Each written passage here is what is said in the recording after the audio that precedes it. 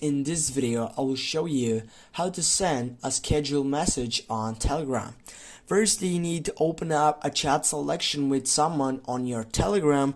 For example, I will go with this person right here, and then you need to type whatever you want, for example, hi, and then you need to tap on that settings side, which as you can see, also you know that this is for that sending side, but if you tap and hold on it, you're gonna find out two different options, in which the first one, it is our priority.